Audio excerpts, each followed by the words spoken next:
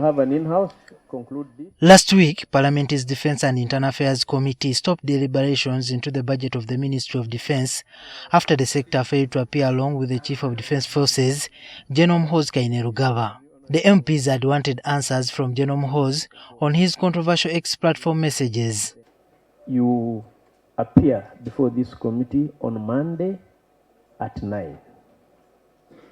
We expect that you be fully constituted with the Chief of Defence Forces. Today, NTV has learnt of a letter by the Minister of Defence, Jacob Oboth, requesting for another date as he was scheduled to appear before Cabinet.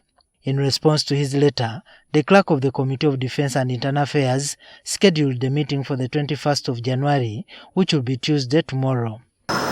Following this, members of Parliament expressed mixed reactions about the non-appearance of General Muhoozi before the committee, some saying it is legally binding, while others argue that during the budget processing, he is not obliged to appear, although his predecessors have always been in attendance.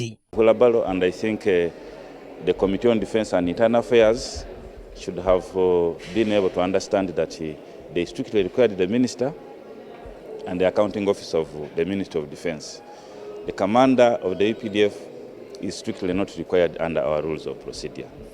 So nobody should scare us or using all kinds of bad words or slangish or whatever. We are strong and and our rules of procedure of Parliament and our Constitution, plus the Administration of Parliaments Act.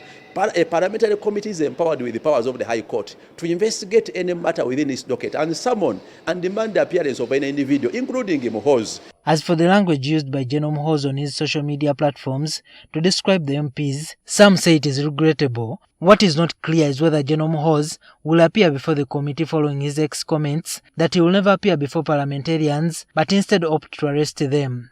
However, State Minister of Youth and Children Affairs, Baramba insists that General Muhoozi's X page has been hacked. Ugandans, that my principal's account was hijacked by stupid people. They hijacked his account and they started using it stupidly.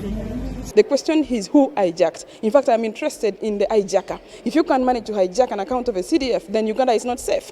So that's the only reasonable excuse for now, that his account was hijacked and the tweets were not his. But if they were his, really regrettable and unfortunate. Juma Kiria, NTV.